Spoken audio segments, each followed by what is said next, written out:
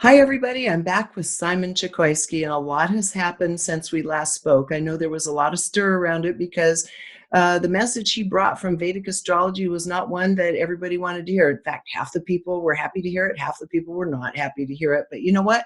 We're not arguing with the stars.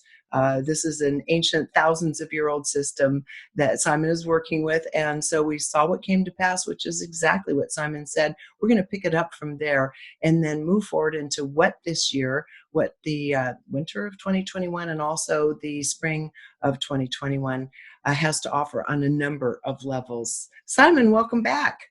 Thank you. Good to be here. Well, you called it right. Okay. And you said that did not look like the stars were supporting President Trump for re-election, and they were supporting Biden and Kamala Harris both for them to be elected. The stars were in their corner. And you said that there would be a type of January had offered a kind of freeing up of energies, a bit of jubilation, which certainly happened once all the other stuff happened. Maybe you can talk to us a bit about what happened in that darker first part of January before we could breathe that sigh of relief. Did this go darker than you saw even in the stars? I mean, because it's chaotic. We're in a chaotic period of time. Yeah, that's a good question.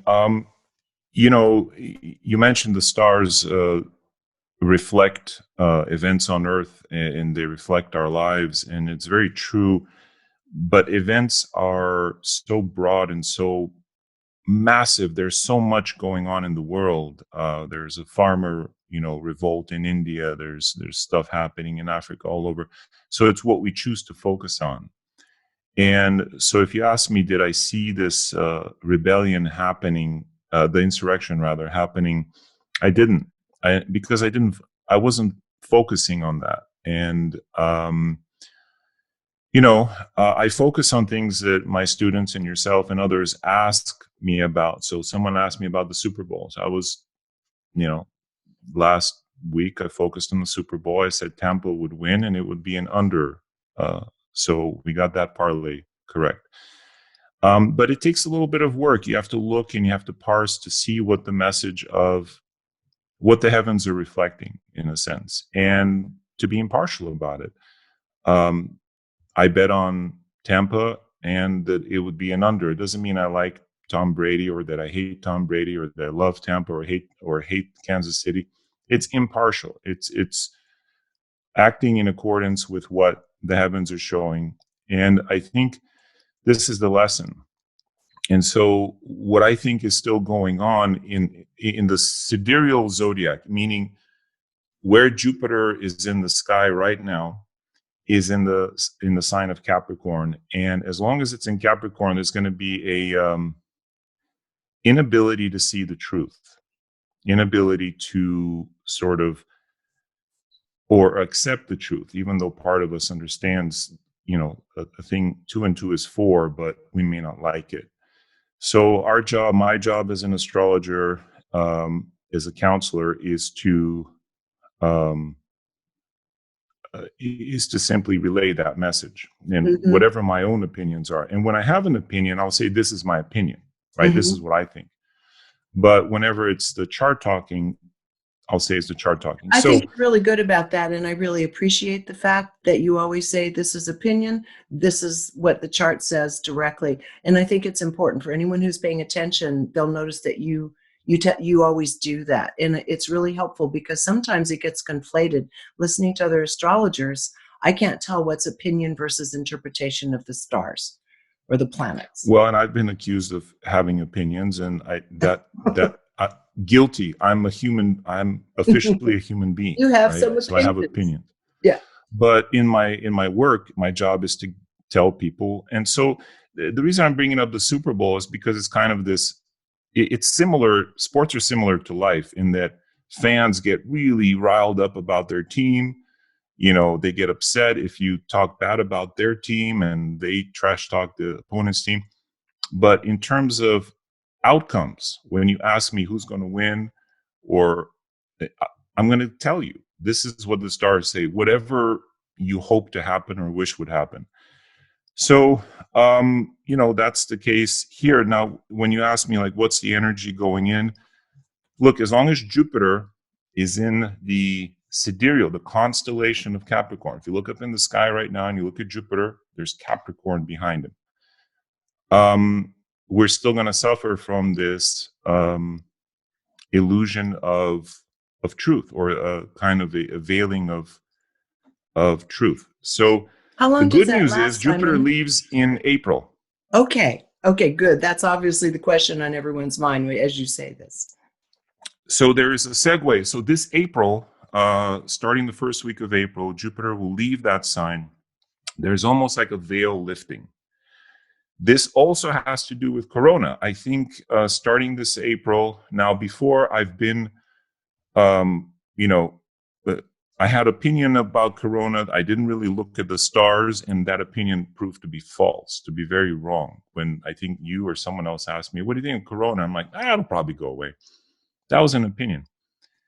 In looking at what's actually going on, I think starting this April, there will be a sort of, because Jupiter in Aquarius tends to mean more people coming together, gathering in crowds. And if that's happening, that means that then this virus will start lessening. Doesn't mean it's going to happen immediately, but over the course of the year, I think the restrictions will start to become eased.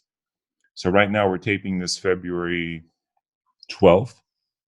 So another couple months. I think we have another 2 months of just put your head down and suffer through it. And starting this spring, I think there will be a real lifting of the energies. And then a little this fall, August, September, a little bit of a tiny little setback, and then we're off again. So overall, I'm excited. I think Jupiter's switch into Aquarius will be very positive, starting in April of 2021. I'm glad to hear that because, some of the medical prognosticators, virologists and such are saying those variants don't really start hitting big time until March. So that would mean they'd have to, if that happens, then they would have to hit and blow through relatively quickly. And did you go back and look at the whole notion of coronavirus in the global chart in terms of what it was here to do, what it was here to bring in terms of learning or opportunity for humanity? Well, since all of this, that's a great question. And I saw a report on CBS this morning on astrology, and the reporter was actually very, very open, asked very kind questions to the astrologers. But one of the kind of incisive questions was, why didn't you see this coming? Why didn't you see Corona coming? And, they all made excuses. And I was sitting here watching. I said, no, some people saw this coming, not me. James Kelleher, there's who's a great astrologer, jameskelleher.com. You can go to his thing. He does world predictions. Narasimha Rao, who's another Vedic astrologer. A lot of people did see this.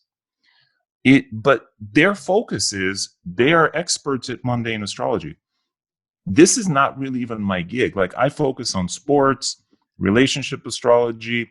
It's like medicine, right? You go to your doctor and you ask him about some remote eye disease. Your family doctor is going to say, well, look, I got to send you to the eye doctor, right? I'll write you or I'll, refer you. Or about, some some arcane disease, he'll send you to the epidemiologist. So all of us in astrology are kind of like doctors in medicine. We each specialize in a different area. So I was yelling at the screen saying, no, some astrologers did see this. It's just that the ones you're interviewing, they're like family astrologers. So A general practitioner. They're general practitioners, and, they should say so. And they kind of made excuses. Oh, well, if I knew that Pluto means diseases, I would have seen it too. No, don't make excuses. Just tell the truth.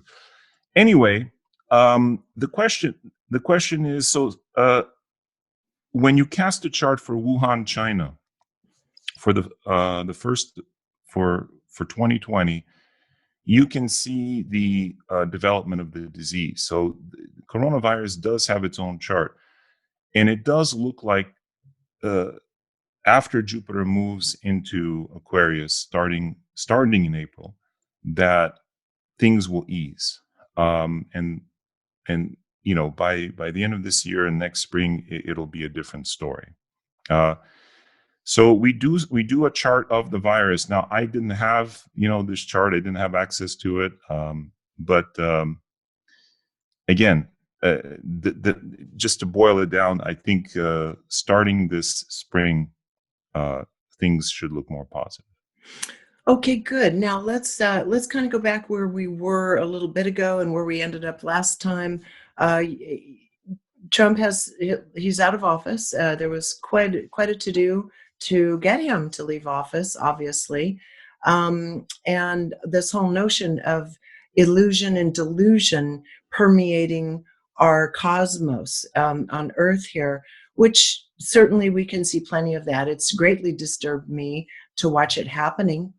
I'm really happy to hear that in April that will be ending. But let's just continue the story a little bit. Now, Joe Biden and Kamala Harris are in office, but you saw things in his chart too. You saw things coming up in the next year or two in both Trump's and Biden's charts. Maybe just visit that for a moment so we can kind of just keep our bearings here on it.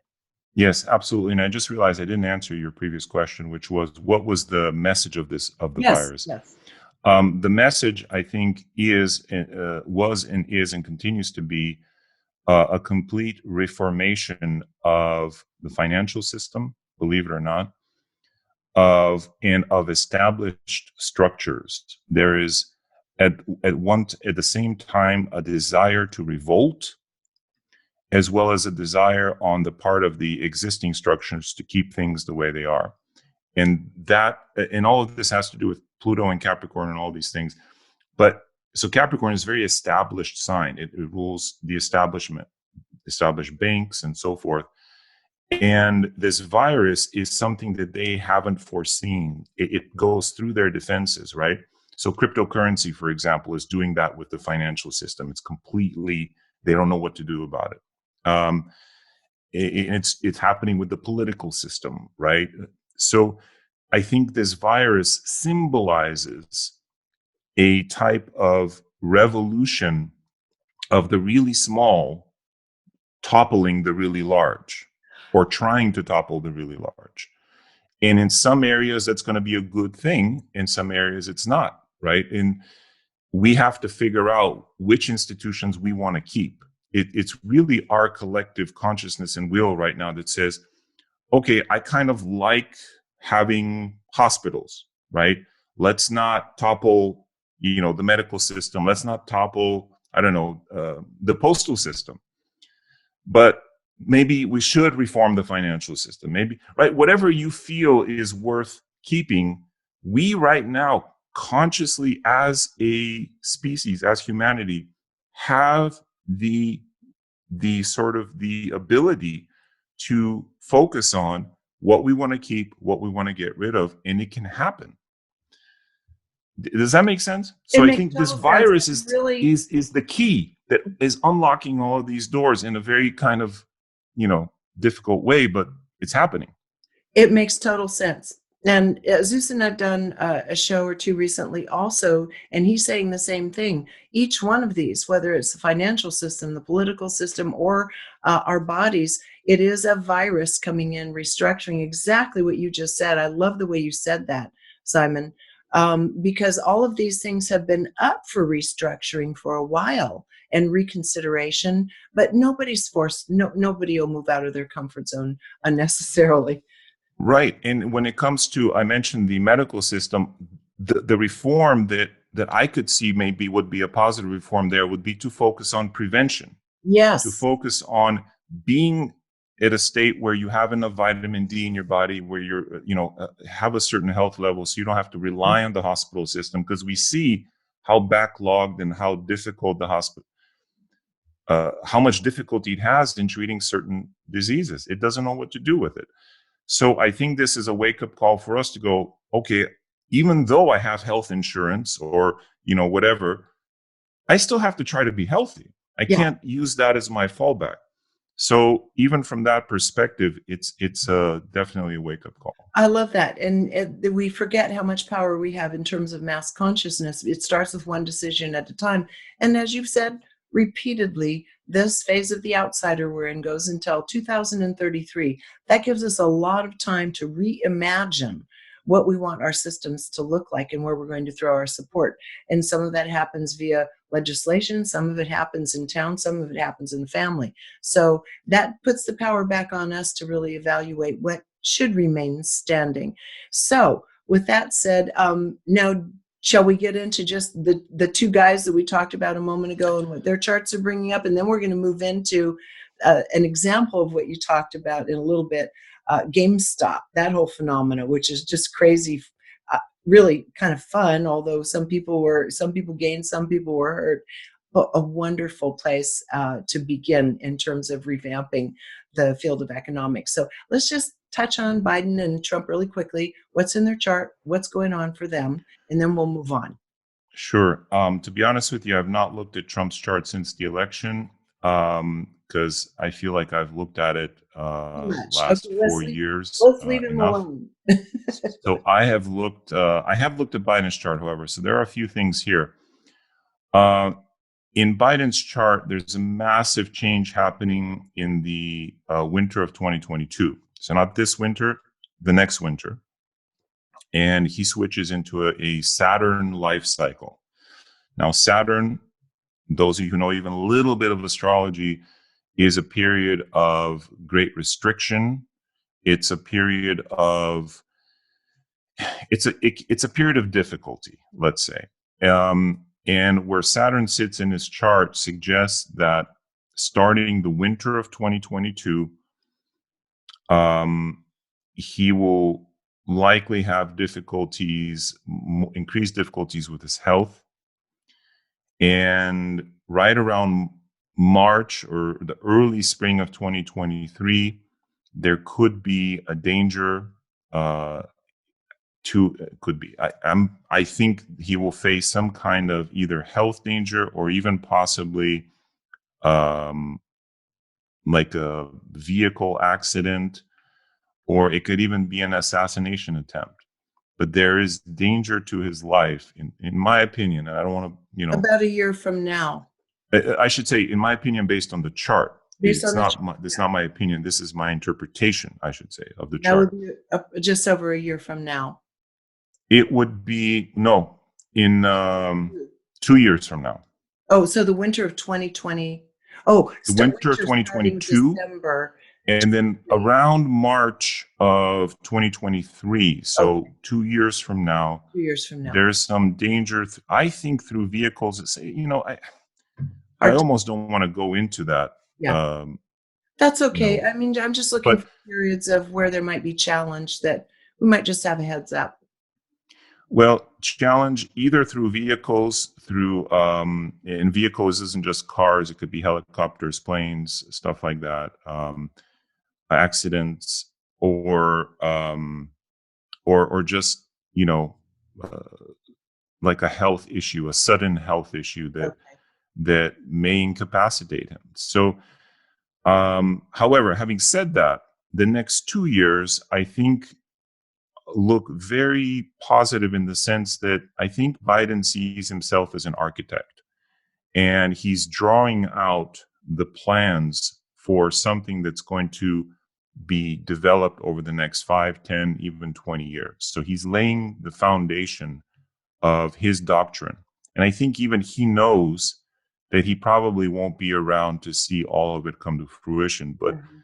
I think he sees himself in the role of someone who is creating a framework, drawing up the plans. He may not see the building finished, as it were. Mhm. Um, and whoever follows him, and it looks like it's likely going to be Kamala, meaning that even in 2024, I think that it'll continue to be a Democratic. So I guess I'm making an early prediction here. It'll continue to be a Democratic presidency. Yes. Just based on looking at the charts of the Republican Party, the Democratic Party, unless a third party comes out and then it'll have its own chart and it strongly challenges. But as things stand right now, I think it'll be another Democratic presidency in 2024. So the architecture, the framework that he's building is, I think, a long-term kind of framework. And based on his inauguration chart, which I'm looking at right now, it looks, I mean, it's a great inauguration chart. Except for danger to the head of state. There's danger to, like I just said, I think he's going to face an issue, health or accident or even possibly assassination type issues late 2022, but particularly spring of 2023. But aside from that, his presidency looks very positive. I hope you're enjoying this video, because if you are, there are dozens more like it on my site, all supported by people like you. So if you'd like to keep this work rolling in and join our community, just click on the Patreon button at reginameredith.com. That also gives you access to insider commentary, my live book club, and other live events with special guests. So join in. Thanks.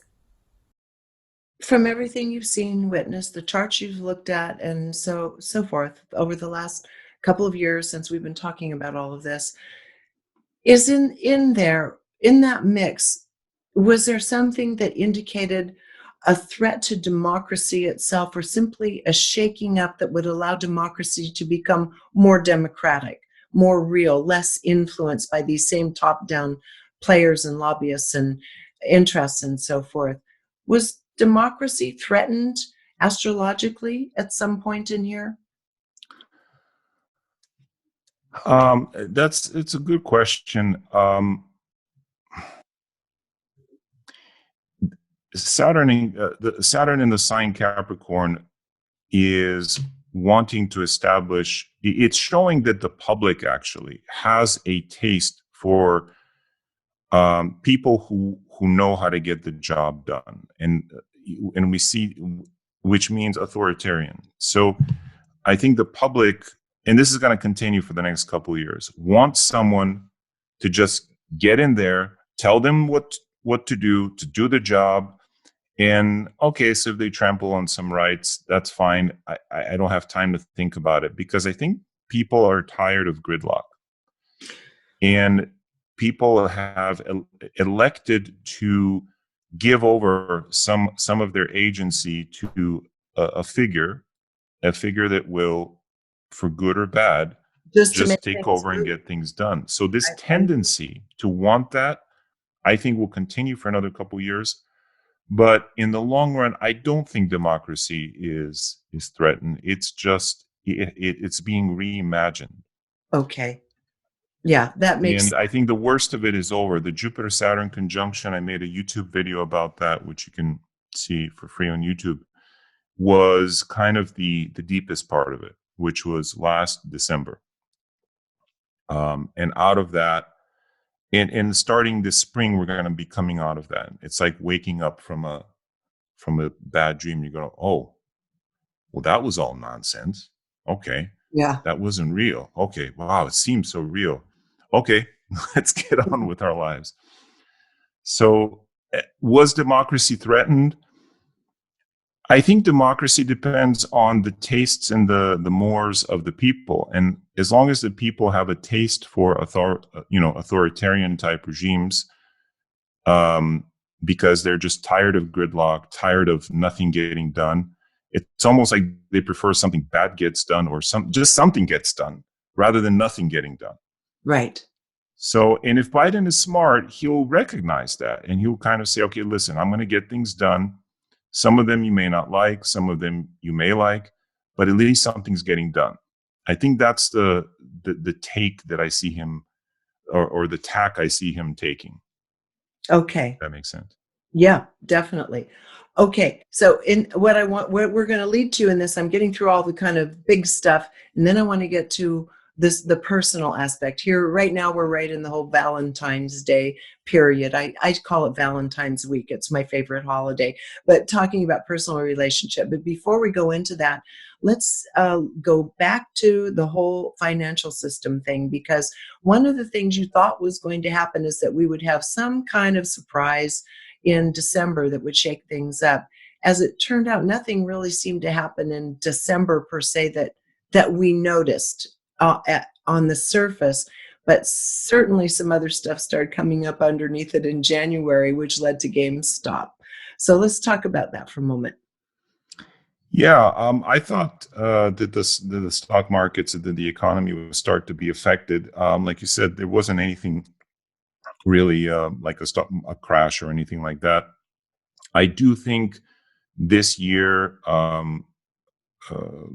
starting March, April of this year, and then again June, July, Saturn is going to transit the second cusp of the United States chart.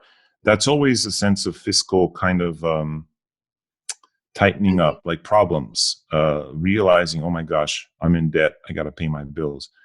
So I think this year, I will continue to say that I think this year and the next year are years of reckoning with our financial situation. And in terms of the financial markets, I think it's going to get worse before it gets better. By the end of this year, I think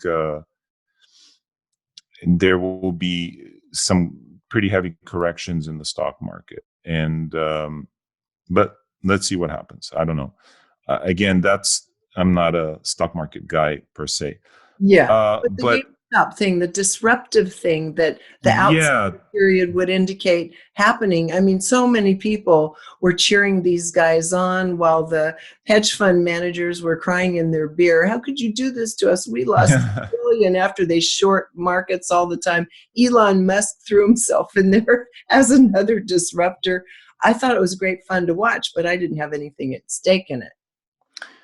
well, and Elon Musk just bought $1.5 billion worth of Bitcoin Exactly. in January, Yep. and which means that he made more money in 1 month because Bitcoin has not doubled, but it's gone up 50% since he bought it. He made more money, or Tesla, I should say, made more money in 1 month than they've made selling cars in 14 years. And Well, he was it already, I think, labeled the wealthiest fellow in he the is, world yes, and just because of prior to that. his stock price is Stop. gone through the roof. But Tesla itself, as a company in terms of car sales, isn't that's not where he earns his money. So by owning Bitcoin, he made basically $1 billion in a month. Yeah, I saw that. Okay. So, and a lot of people, Chamath Palihapitiya, he's another billionaire who's now, one of the top because he owns a lot of Bitcoin. My point is, what I think is happening maybe behind the scenes is that the world is shifting from analog to digital, basically. We're going from records to CDs, or even from CDs to, iPhones To and iPads, Spotify, where you don't to own any Spotify. And some streaming. people don't like it, Yeah. but it is the future. And so this, so this shift in the economic structures, anyone who's into the stock market, I would strongly suggest you look at cryptocurrencies. And now Bitcoin, most people think, okay, it's out of control, waited too many years, no can do. There were a couple other cryptocurrencies you were following that you thought were interesting. I think one was called Tether, because you could have a literal dollar to coin swap out on it. What did you catch us up on either Tether or whatever else you're kind of fascinated with at the moment? Yeah, so there are two types of cryptos. One is a crypto that represents some kind of technology like Bitcoin or Ethereum, and there are 8,000 others. Okay. And there's another type called a stable coin, and it's tied to the US dollar. So if you let's say you have $1,000 and you put it into a stable coin, you have $1,000 worth of Tether, or a stable coin I like better than Tether is USDC, because it's approved by the SEC. It's clear. So what's the difference? Why shouldn't I just keep my $1,000 under my pillow or in my bank? The difference is with that stable coin, you can earn 10, 12% annual interest just by putting it into a crypto account. That's 1,000 times more than the banks are giving you. This is what I mean by complete revolution. Now, the banks used to give you 5, 6, 7, 8, 9%. They don't do that anymore. They give you 0.1%. So, but they're still making the same amount of money. So you ask yourself, why are they not giving their depositors any more money? Because they're giving it to their shareholders, or they're just keeping it while charging you late fees, and all that stuff. So what cryptocurrency essentially represents is an anti-fraud mechanism.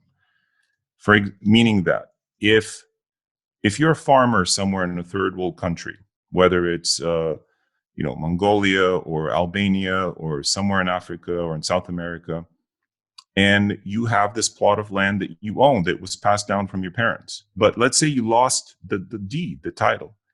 Any person in government, some strong man in the army can come and say, this is my land now. You go. With the blockchain, that person, once they register their land on the blockchain, no one can take it away from them because it exists all over the world in computers all over the world. You can't erase that. That's one example. Another example is if you pay your taxes on the blockchain, for example. We all pay our taxes. We have no idea where our money goes.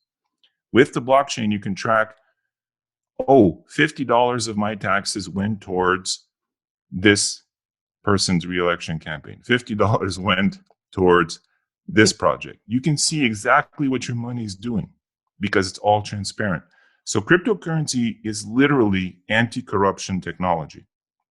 It can't be manipulated, the way that the government manipulates other.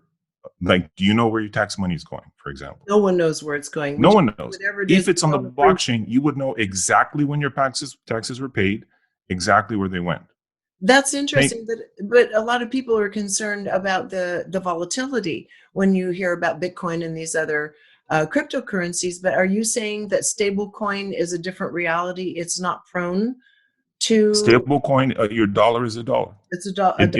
It has zero volatility. Yeah. It sounds like the perfect segue, not knowing anything about it really, except what you've told us. It sounds like a perfect segue between keeping your money, like you say, under your pillow or in a bank, into the world of cryptocurrency and tiptoeing in to see where you feel comfortable and where you can begin understanding and getting your sea legs. Exactly. And you're earning 10%. Now, Bitcoin goes up 10% in a day.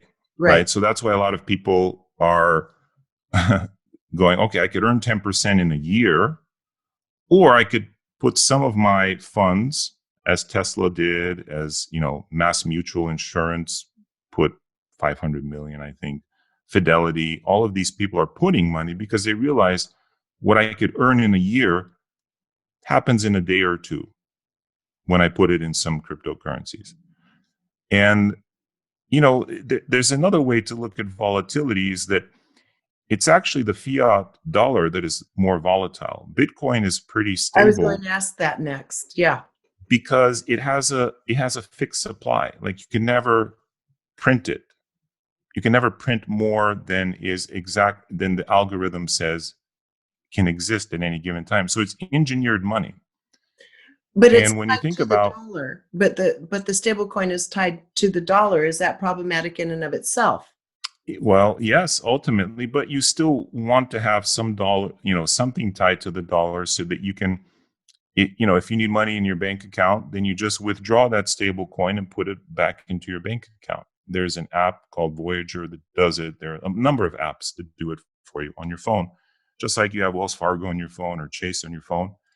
You could just take your stable coin, withdraw it, and it goes back into your bank account.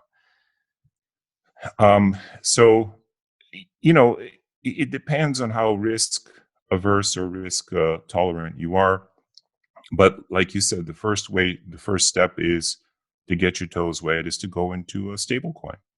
I love it. Thank you for sharing that. I'm certainly going to play with it. I think it's the only thing that actually sounds safe right now. And even though we have issues with the potential decline of the value of the U.S. dollar, also globally, the reality is, and I'm not saying this to from any kind of American centric point of view. But the fact is that all around the world, countries keep a lot of their stored wealth, their real estate, educate their children. A lot of it flows back to America. It still seems that that is the preferred currency for a while anyway, until the world drastically changes. So probably okay with that for the time being. Yeah, and it's a slow thing. On the other hand, no fiat currency has ever survived. That's ever existed in the True. history of humankind. They all go to True zero. that. True. So that there's both points, and you just want to. But then again, you can't buy bubble gum with Bitcoin, or nor do you want to. Yeah, It's not a currency; it's a store of value, like exactly. gold. So Bitcoin is digital gold, basically. Yeah. Okay, good. All right. Thank you. I think a lot of people have been taking notes here. Now let's get to our hearts, our relationships. And this is the area that's what you do. That's what you love. Besides, of course, the sports world and a little bit of gambling here and there with the stars. I mean, as in celestial. So let's talk about where the planets are right now in terms of what should be happening with us and between each ourselves and others in our relationships. This is a great question, and the sign Capricorn is probably the least romantic sign. And again, I speak from a sidereal standpoint. Some of you who practice tropical astrology may go, "Wait a minute, it's everything's in Aquarius, not Capricorn." It's actually in the constellation of Capricorn when you look at the sky. So, from the standpoint of Vedic astrology, this is a time of becoming an ascetic. What's been happening the last few weeks, and I think will continue to happen, is this is a time of asceticism. Now, the word asceticism means abstinence from sensual pleasures, and moving towards God, moving within. And I think in a way, it's almost been imposed on us by the restrictions. We can't go out anymore. We can't associate. So it doesn't take a genius to see that we're all kind of moving inwards. But I think this influence is, and will continue for the next year, is an influence of, it's not a happy kind of, this may be the least romantic Valentine's Day of all, I think. No, no, whoa, whoa. So you're saying we ought to post our Valentine's Day cards to the great creator or great creators if we're going Yes, fall in love with God, to. Okay. fall in love with the divine. And through that, you may reimagine and re-see your partner in a whole new light, because the thing that kills the number one killer of relationships, and it's not even finances, it's not cheating, it's becoming accustomed to each other, meaning that, yeah, I know what she looks like, I don't even have to look at her. Or oh yeah, well, you take the partner for granted. Whereas when you're first dating, you see them new every time you see them. Oh my God, that dress looks amazing. Oh, did you do something with your eyes? Oh, I'm noticing this about you. The killer of relationships is when we get used to each other. And so this time of going inwards is almost like saying, okay, I'm going to cut off from my normal interaction, go inwards, begin a meditation practice, begin a whatever it is. And in doing that, you create some space so that when it's time to come out of this influence, and we'll come out of it later this year, and you see your partner, you go, oh my God, hi, nice to see you. Ideally with fresh eyes because we've been turning more inward and upward. Now, one of the ways this is manifested is instead of turning inward, we're turning towards our phones. Yeah. So, and I think this is happening. I think you guys can probably relate, where you go, yeah, honey, yeah. No, yeah, whatever you want for Ooh, I dinner, don't that's like fine. that. That's my pet peeve. Don't like that. But this is the influence. Is it the energy is wanting to pull us into a one-pointed focus inward, and the phone is kind of like what we call a yantra, or like it's a, it's an icon, and we're looking at it with reverence and worship because it gives us that sense of oneness, that sense of focus. And that's okay. That's okay to a point. I'm not saying put your phones down completely. I'm on my phone all the time as well. It's part of my work. But understand that this time has a gift it wants to give you. And that gift is okay, let's not focus on social things so much, at least not for the next 2-3 months. I mentioned Jupiter's going to move. We're going to be social again later this year. But for now, feel like what it's like to be an ascetic. And I would bet that the last few months that people are having less sex, that people are having just less, there's less affection, there's less, and it's just the energy. I don't know what the statistics are, but I would bet that's been going on.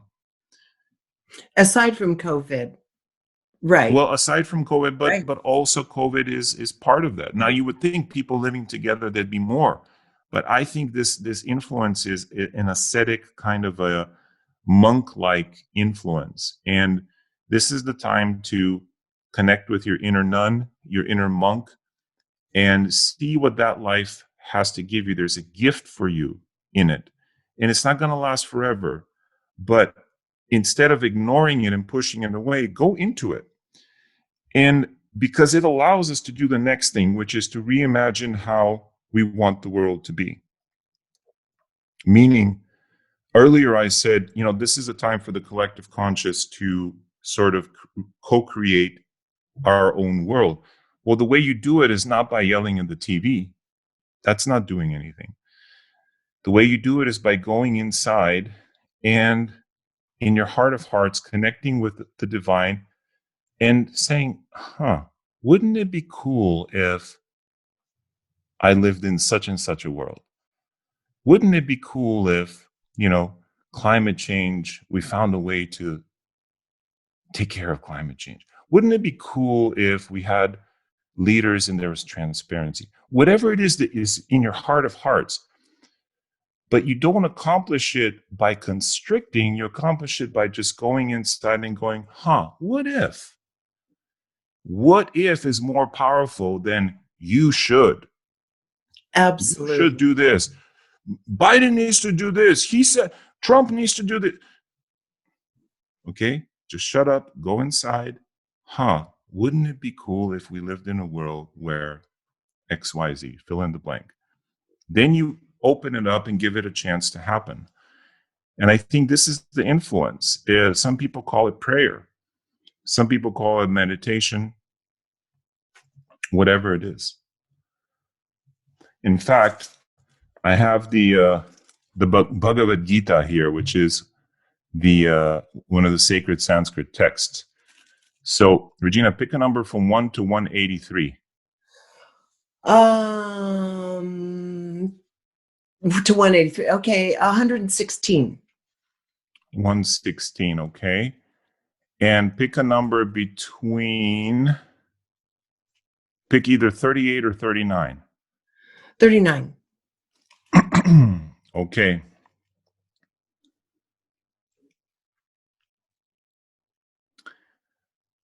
So this verse says,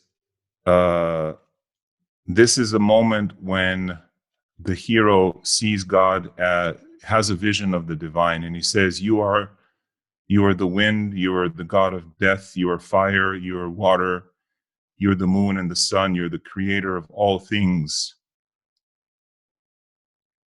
I bow to you. So this means we all have a chance to touch our own divinity during this time. This is what's being opened right now. Well, this is just what you were talking about. Yeah. So here's the interesting. Yeah. So books can be magical, especially sacred books. They're magical. This is our chance to touch God, to see God. And it's not, I mean, isn't that like that is the biggest accomplishment of, okay, you're a billionaire. That's not the biggest accomplishment. Or, you have superpowers. That's not the biggest accomplishment. The biggest accomplishment is realizing your divinity. This is what this time actually affords us. So I would say use it. And all the social stuff will come back. All the lovey-dovey stuff will come back. But this is a time for a little bit of renunciation and going within. Well, you know what? That's going to take a lot of pressure off a lot of people on Valentine's Day. It doesn't mean be a jerk to your honey, but go with the energy. It may just be a little more low key this time. Yeah. That's No, all. I think I'm so glad I asked you that question because it's a message. That's the AT&T guy, or who is it? Verizon. That's the message from God saying, "Yep." Okay. Anyway, I really appreciate your saying that, because what you say feels correct. Just the need to go in lately and read and meditate a little more than usual. And I love the fact that you're saying don't put pressure on each other. Go to the deep parts of yourself and then let you see one another, your friendships, your family, your loved ones with new eyes. I love it. I think that's the best Valentine message you could have given us. And also don't feel guilty because you've lost that love and feeling. It's just the energy. The energy right now is kind of a renunciate energy. So if you feel like, or you're feeling, or some of you may be feeling like, I want to leave my husband, leave my wife, whatever it is, it's this energy. Don't feel guilty for it. Just go into what it's trying to show you. Don't leave your husband, your wife yet. Just go into it, into yourself, and talk to God, connect with the divine. Then see what you want to do. That's all. Don't lay a trip on your spouse, but also don't lay a trip on yourself. Meaning, don't bury yourself in guilt because you've lost that love and feeling. Great advice, Simon. Well, okay, we've covered it. We've kind of got government, democracy, finances, cryptos, love, everything in there. Is there anything else this period of time over the next few months we need to know about before we sign off? Well, like I said in the beginning, it's the stars reflect everything. And, if there is one thing that I'm focused on, like right after our interview now, I have a cryptocurrency group that I'm leading. We have over 300 members. A lot of them have literally changed their lives, their financial lives. I get emails from people saying, "Oh my God, I woke up, I'm $50,000 richer today than I was yesterday." It's because of what they're doing in this world of cryptocurrency. So I'm very careful not to push anyone into doing something they don't want to do. But I think this revolution in finance is something that it's a once in a lifetime opportunity that we need to start. And if you're interested, and if you feel stuck in a rut, like a lot of people in this group of quitting their jobs, for example, because they're seeing that they're being freed financially. I would seriously look at what's happening now, because this isn't going to last forever. I've been proselytizing about this since last May. Been making YouTube videos and a lot of free information. Mm-hmm. I think we're almost at that stage where if you don't get in now, it's going to be too late. So, and I've never said that before. I always said, listen, we're at the beginning, it's now coming to a point where if you want to be part of the blockchain revolution and to really kind of free your finances from the standard world, which is where this is all going over the next 10, 15 years, until 2033, now is the time. And I'm not selling anything, right? I do have a group, but the group, we share information. That's it. We look at charts. We look at which crypto we think is going to do well. Yeah, you've been talking to me on these shows for over a year about this, saying is we need to start seeing it's in the stars. We've got to start opening up to this, whether we're comfortable with it or not. So let me ask you a question. You said USDC is your favorite right now among the stable coins. What are a couple of your favorite crypto accounts or cryptocurrencies that you really appreciate at the moment if people aren't comfortable going into the massive Bitcoin Yeah. buy-in? Hey, buddy, give me some stock tips. Come on, give me a Just a tip over couple. here. Come on. Just a couple. You've been playing there longer than everybody else here. So might be a couple that you think are I'll nice? tell you what. Right now, Mhm. the craze, what everything is moving into. Elon Musk says that Mark Cuban is invested in this as Mhm. well. Is decentralized finance, DeFi, and there are a number. There are maybe 24 DeFi projects Okay. that, and pretty much if you take a dart Mhm. and you throw it in whatever it hits, invest in that one, because they're all going up. I mean, um, a project that some of us invested in has 36x, meaning if you invested $10,000, you now have $360,000. Yeah. Many projects have 10x from 10,000 to, 100,000. DeFi, DEFI. DeFi is the general term for decentralized finance. Now, what DeFi is what allows you to earn interest. So by having a coin, it's called staking. You stake it and you earn interest, kind of like you can do with USDC on certain platforms. That's kind of a form of DeFi. So Mark Cuban is invested in a project called Aave, AAVE. But really, there are a number of DeFi projects. I would have the folks do their research, because Yeah. also in astrology, this is the crazy thing, is a lot depends on what's good for you in your chart. So if you tell me, like Bitcoin, for me, the sound B is not a good sound for me. I've seen a lot of ups and downs with Bitcoin, but other sounds I've invested in, I've made 36x or 10x or 8x or 7x because you're good for my chart. Now, a scientist might go, well, that's just poppycock. If Bitcoin goes up, you're going to benefit, right? Not necessarily, because, for example, I sold my Bitcoin when it was 13,000. I bought it at 6. I sold at 13. I made 100% gains. Now it's at 50,000. So in a sense, there's that loss. So you're going to make decisions with sounds, with stocks and coins that have a certain sound that are not good or that are worse than you're going to make decisions with coins that are good sounds for you. So when you say, hey, give me a tip, I'm going to say, hey, what's your birth time so I can give you a tip?